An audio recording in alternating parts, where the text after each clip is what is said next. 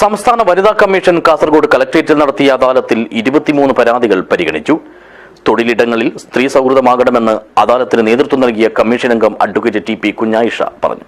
This news sponsored by ഗുണമേന്മയോട് കൂടിയ ഉൽപ്പന്നങ്ങൾ മിതമായ നിരക്കിൽ Sreekrishna hardwares MG road Kasaragod. വിദ്യാസമ്പന്നരായ സ്ത്രീകൾ പോലും തൊഴിലിടങ്ങളിൽ ചൂഷണത്തിന് വിധേയരാകുന്നുവെന്നും സ്വകാര്യ സ്ഥാപനങ്ങളിൽ സ്ത്രീകൾക്ക് കൃത്യമായ വേതനം നൽകുന്നതിൽ വിട്ടുവീഴ്ച വരുത്തുന്ന പ്രവണത ശ്രദ്ധയിൽപ്പെട്ടിട്ടുണ്ടെന്നും ഇതിനെതിരെ ശക്തമായ നടപടി സ്വീകരിക്കുമെന്നും സംസ്ഥാന വനിതാ കമ്മീഷൻ അംഗം അഡ്വക്കേറ്റ് ടി പി കുഞ്ഞായിഷ പറഞ്ഞു. കാസർഗോഡ് കളക്ടറേറ്റ് കോൺഫറൻസ് ഹാളിൽ നടത്തിയ അദാലത്തിന് ശേഷം സംസാരിക്കുകയായിരുന്നു അവർ.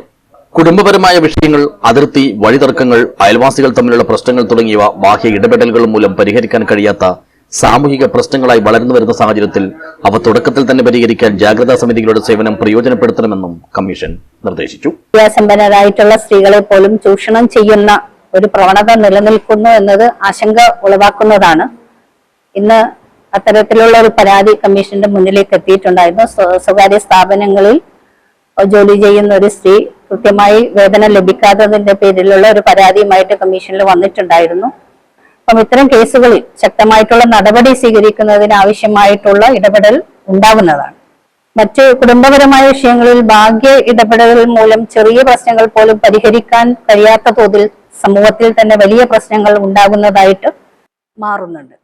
അതുപോലെ തന്നെ കമ്മീഷനിൽ വരുന്ന പരാതികൾ കുടുംബപരമായിട്ടും അതുപോലെ തന്നെ ചെറിയ വഴിത്തർക്കങ്ങൾ, അതുപോലെ തന്നെ അതിർത്തി തർക്കങ്ങൾ, അയൽവാസികൾ തമ്മിലുള്ള പ്രശ്നങ്ങൾ, ഇത്തരം പ്രശ്നങ്ങളൊക്കെ ജാഗ്രതാ സമിതികളെ സമീപിക്കുന്നതിന് തയ്യാറാവേണ്ടതായിട്ടുണ്ട്.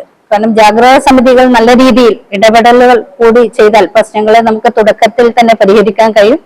ഓരോ പഞ്ചായത്തുകളിലും ജാഗ്രതാ സമിതികളുണ്ട്. ജാഗ്രതാ സമിതികൾ നല്ല രീതിയിൽ പ്രവർത്തിക്കുന്നതിന് വേണ്ടിയിട്ടുള്ള കമ്മീഷന്റെ ജാഗ്രതാ സമിതി പരിശീലനങ്ങൾ എല്ലാ പഞ്ചായത്തുകൾക്കും വനിതാ കമ്മീഷൻ കൊടുത്തു കഴിഞ്ഞു.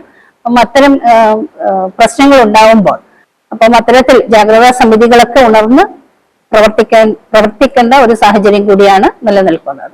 സിറ്റിംഗിൽ ആകെ 23 പരാതികളാണ് കമ്മീഷൻ പരിഗണിച്ചത്. ഇതിൽ ഒരെണ്ണം തീർപ്പാക്കി. ഒരു പരാതി ജാഗ്രതാ സമിതിയിലേക്ക് അയച്ചിട്ടുണ്ട്.